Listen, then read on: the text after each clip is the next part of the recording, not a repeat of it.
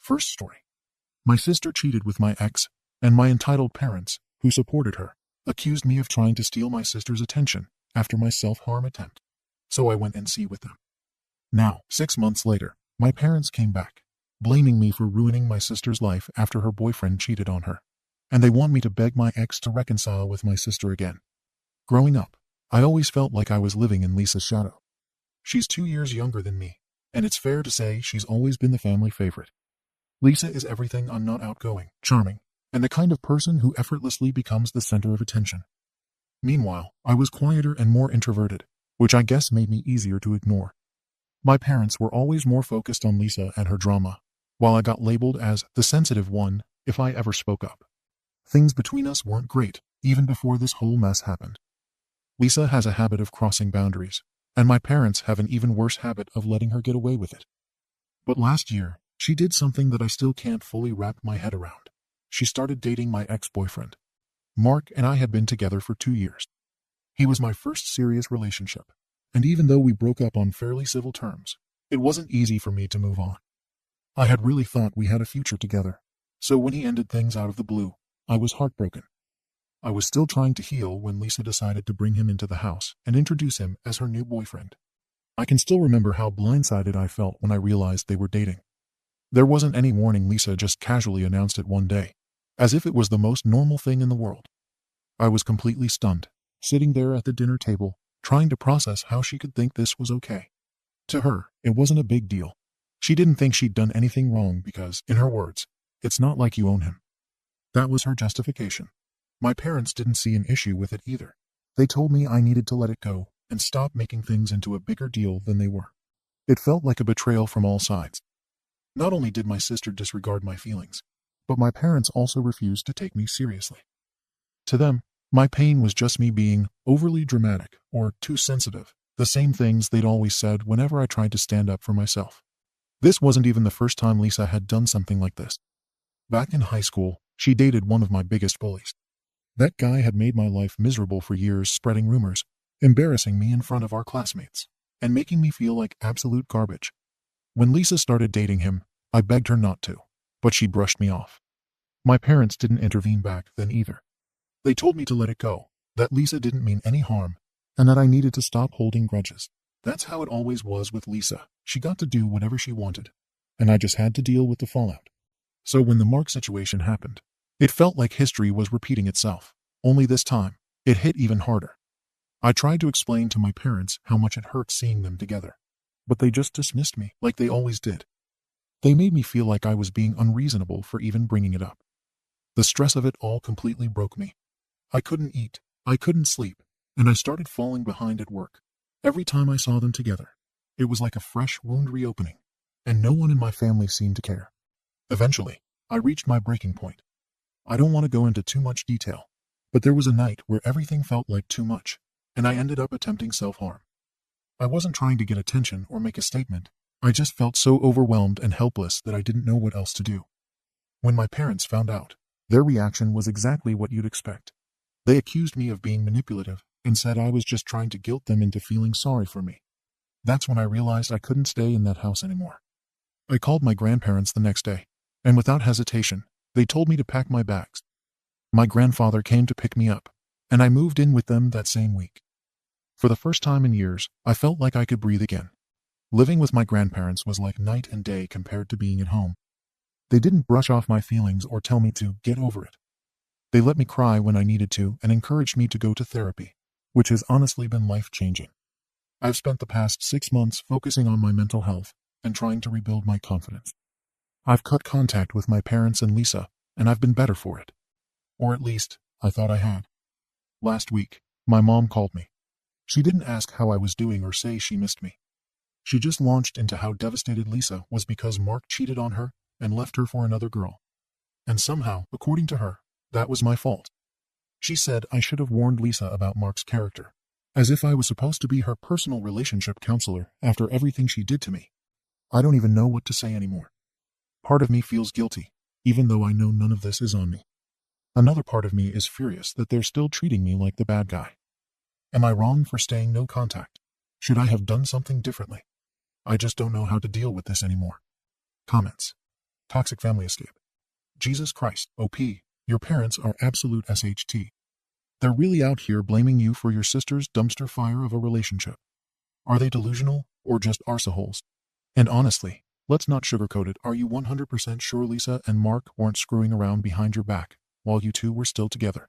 Because 3 months, that's way too soon for it to be innocent. Your sister sounds like the type who'd jump at the chance to steal your man just for kicks. OP. Trust me, I've thought about it, and I wouldn't put it past either of them. At the time, I didn't want to believe my sister could stoop that low. Stupid, I know, but now. Yeah, I'd bet money there was something going on before the breakup. Mark was acting distant toward the end, and Lisa always seemed way too eager to hang around whenever he came over. Looking back, I feel like an idiot for not seeing it sooner. But honestly, I'm more pissed at my parents for pretending it's not a big deal. They saw how much it hurt me, and their response was basically, "Sucks for you, but Lisa's happy, so get over it." Like, are you effing kidding me? I should have cut them all off back then, but better late than never, I guess. No more golden childs. Honestly, your sister sounds like a narcissistic little brat who finally got a taste of her own medicine, and your parents sound like enablers who wouldn't know good parenting if it slapped them in the face. They treated you like crap, blamed you for everything, and still have the nerve to expect an apology. For what? For finally standing up for yourself. You owe them nothing, OP. And let's talk about your grandparents' absolute effing MVPs. They deserve an award for getting you out of that SHT show. Spicy hot mess. Let me get this straight, they want you to apologize. And not just that, they actually expect you to talk to Mark and convince him to get back with your sister. What in the actual F is wrong with them? Are they on drugs? Or are they just that brainwashed by Lisa? OP, please tell me you laughed in their faces before hanging up. Your parents and your sister are beyond saving. Don't waste another second of your time on their bullshit. Update. After my mom's ridiculous call blaming me for Lisa's breakup, I thought that was it. I figured they'd rant and rave amongst themselves, and then move on to pretending I didn't exist like they had for the past 6 months. But no, my parents and Lisa couldn't let it go. They made it their personal mission to guilt-trip me into taking the blame for Lisa's mess. It wasn't about fixing anything. It was about making me their scapegoat again. It started with my dad calling my grandparents, pretending to check in. But all he really wanted to do was complain about how disrespectful I was for leaving and tearing the family apart.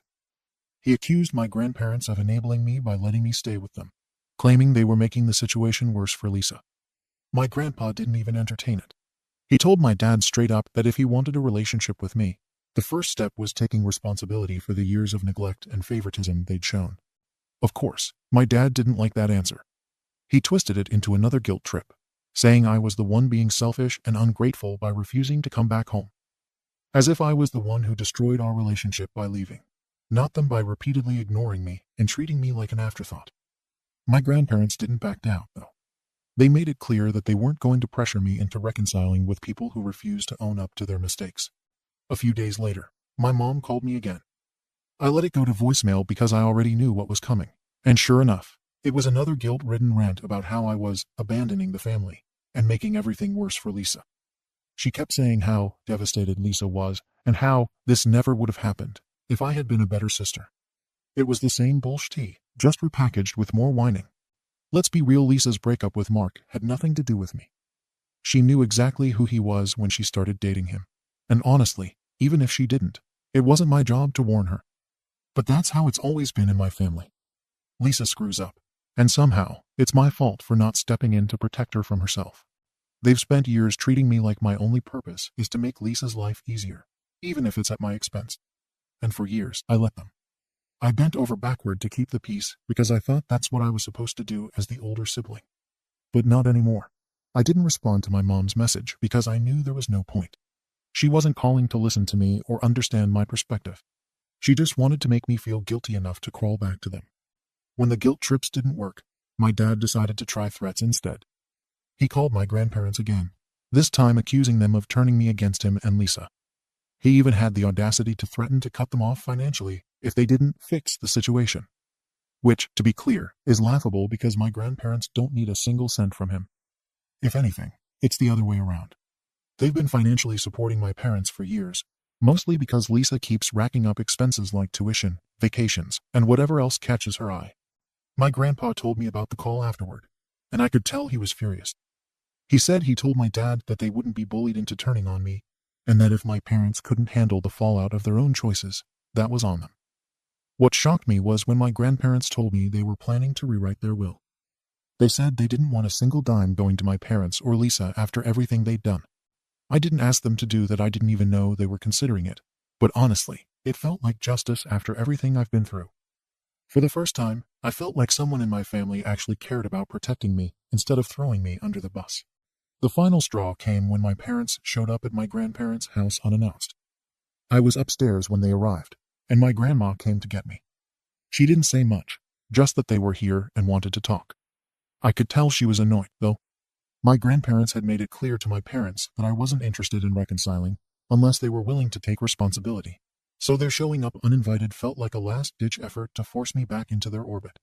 I decided to go downstairs, mostly out of curiosity. I wanted to hear what excuse they'd come up with this time. Unsurprisingly, it was more of the same blame, guilt, and zero accountability. My mom started crying, going on about how heartbroken they were. My dad was more direct, saying it was my responsibility to make things right, because Lisa was devastated. It was exhausting. They didn't care about how I felt or what I'd been through. All they cared about was protecting Lisa and maintaining their delusion that I was the problem. For years, they've ignored my pain and made excuses for Lisa's behavior. And now they had the audacity to act like I owed them something. It was laughable. I didn't argue with them because I knew it wouldn't matter. They weren't interested in hearing my side. They never have been. I just stood there, letting them rant, until my grandpa stepped in. He told them they had no right to show up at his house and try to guilt him into anything. He told them that if they couldn't accept that they'd failed as parents, they had no business being here. That was the first time I've ever seen my dad look genuinely speechless. They left not long after that, but not before muttering about how ungrateful I was. That was about a month ago, and I haven't heard from my parents or Lisa since. Honestly, it's been a relief. My grandparents have been nothing but supportive, and they've made it clear they're not going to let my parents or Lisa manipulate them. They've told me over and over that I made the right decision by cutting contact, and I finally believe them. As for Lisa, I've heard through mutual friends that she's already seeing someone new. No surprise there. The breakup with Mark wasn't the life-shattering tragedy she made it out to be. It was just another blip in her endless string of relationships. She's always been the type to jump from one guy to the next without ever taking a second to reflect on her own behavior. I'm sure she'll move on just fine, and I have no doubt she'll keep leaving a trail of chaos in her wake. But that's not my problem anymore. I've realized I don't owe my family anything, not an apology, not an explanation, not a second chance. For years, I let them make me feel like I was the problem, but I'm done carrying that weight. My parents and Lisa can keep living in their little bubble of denial. I'm not part of it anymore. And before anyone asks, yeah, I know this isn't over. I'm sure my parents and Lisa will try to stir up more drama when the inheritance becomes a topic of discussion. Maybe not in the near future, but I can already see it coming. When that day comes, I'll be ready. My grandparents have my back, and I'm not about to let my parents or Lisa guilt me into anything ever again. Some people might say it's sad to cut off your family, but for me, it's been the most freeing decision I've ever made. Second story. My brother, obsessed with my wife, created rumors that she is into him, harassed and defamed her to the whole family.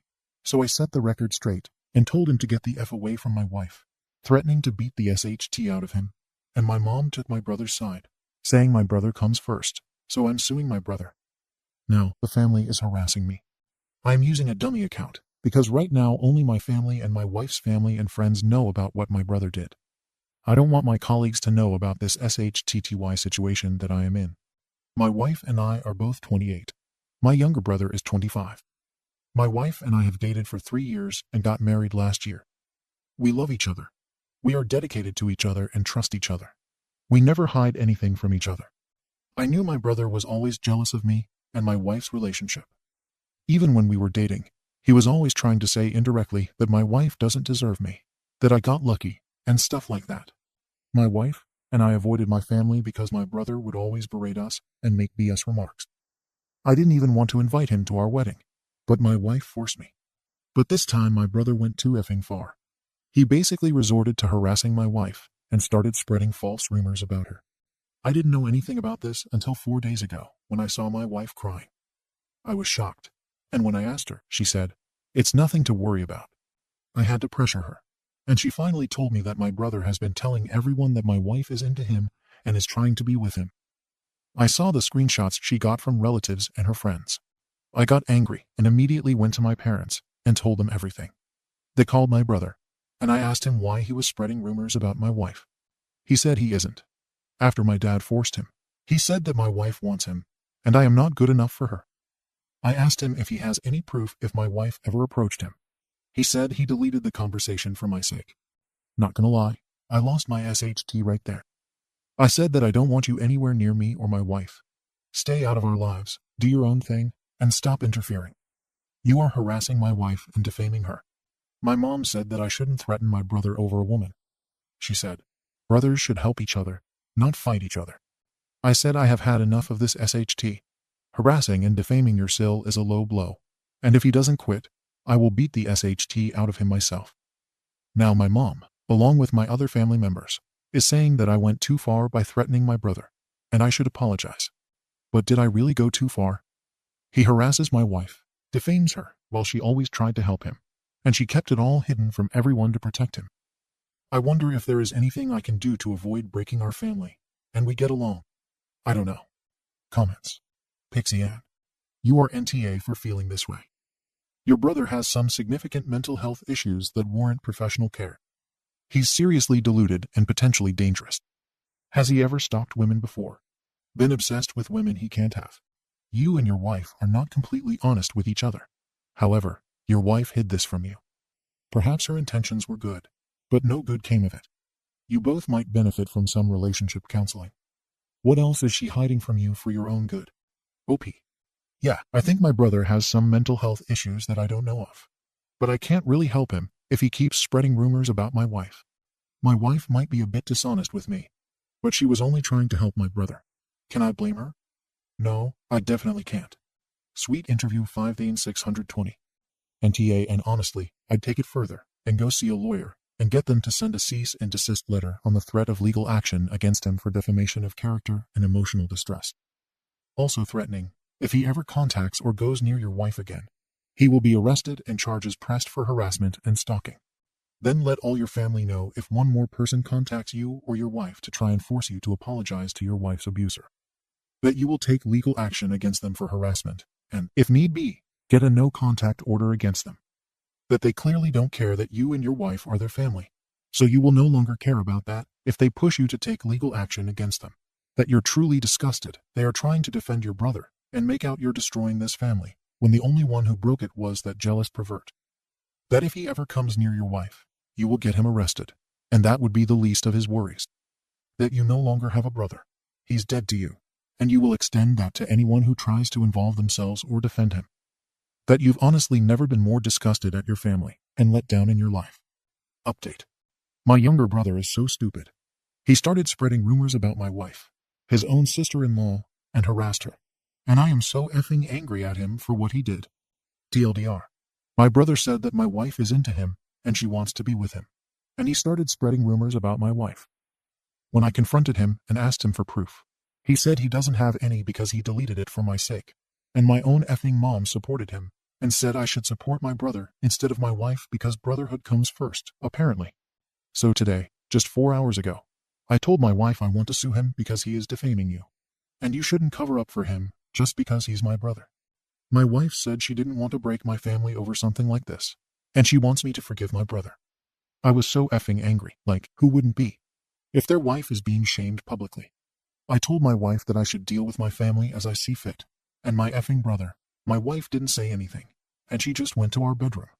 I called my parents and said that it's disgusting that you would side with my brother when he humiliated my wife and started spreading rumors about my wife, that somehow my wife is into him. And I hung up on them.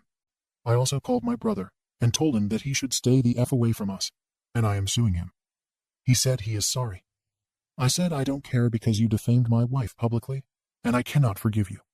I told my wife that I am taking legal actions, and my wife said that she's fine with my decision. But my parents, my brother, and my other relatives keep texting me, and basically they are saying that I am going too far. I am not picking up their calls, but I did read their text, and they asked me to talk to them, and I shouldn't go with legal actions. I try my best to ignore them, but he insulted my wife, defamed her, and spread rumors about her? How do I forgive him? Yes, he is my brother. But this time he went too effing far. Am I the AITA if I take legal actions against my brother? Or should I forgive him for my family's sake? Comments. Pixie Ann. IDOWorkHereLady, has your brother actually admitted yet that he has lied about this whole invented situation with your wife? Maybe sue. Definitely get him to apologize publicly and admit he lied. Make sure you pre-approve whatever he's going to post. Your brother sounds quite insane. Maybe part of the agreement not to sue can be contingent on him receiving some appropriate mental health care to deal with his lying, delusions, etc. A sane person does not do what he has done. Third story. I was the mistress in my relationship and ruined my ex's girlfriend's life. Now, 10 years later, she showed up at my workplace wanting a job. Almost a decade ago, I found out my fiancé, who I had been with for many years, was still with Sarah, the woman he had been dating for years before we got together, the one he told me he had broken up with to date me. It broke my heart and horrified me. I was, in my eyes, essentially his mistress for the entirety of our relationship. And because I did not question certain things enough, I had allowed him to cheat on her with me. I decided shortly after I found out to go to Sarah's house and tell her the truth. It went about as well as you'd expect. After she initially opened the door, I quickly and succinctly word-vomited his betrayal, my existence, the seriousness of our relationship, and how I never knew about their continued relationship until a few days earlier. I then told her I was done with him, would have never dated him if I had known he was still with her, and thought she had the right to know what had been going on.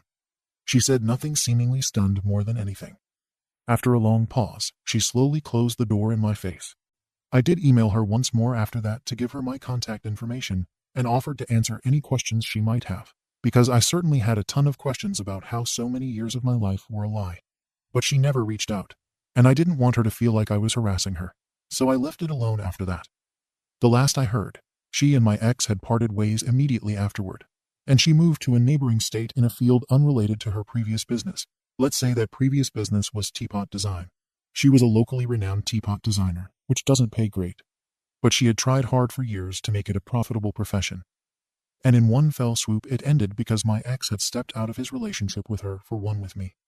Fast forward to the present day. I am now working a prestigious dream job at a vaguely tea-related organization in the very Mayberry-esque small town that my ex and Sarah had lived in. Their old house is a short walk away from my new workplace. I have no fears that anyone in town knows of my involvement with her ex. She was a presence in the community, and he was not, and they did a lot of things very independently of each other. So I actually doubt many people in town even knew my ex really existed. The sale of their house and her business happened so quickly that a lot of people locally didn't even know she had left for months after she had gone. He moved away at the same time. However, people in the area still know Sarah and remember her skills as a teapot designer fondly. A few weeks ago, I was meeting with a board member of mine over a tea-related project complete with a gala and on-site teapot designing station. He mentioned the possibility of bringing notable teapot designers into work during the party to add to the experience, and specifically name-dropped Sarah. I was very much caught off guard and tried to recover by casually asking, "Oh, I thought she had moved out of state a few years back." And then that's when I got to hear my board member give me the SparNotes version of what I already knew. Yeah, things didn't work out with the guy she was dating. He was cheating on her, and she left. But she still comes back from time to time. She's giving some design classes at local nonprofit in a few months. The proposed gala may not happen. This board member tends to come up with grand ideas that don't always pan out, or may not happen in the way my board member pictured it. However, the whole interaction has sent me spiraling and unlocked a new fear in me.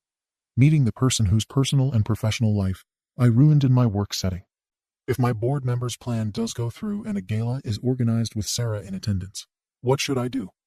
In my role at this organization, I'm most likely going to be in some form of contact with her at such an event.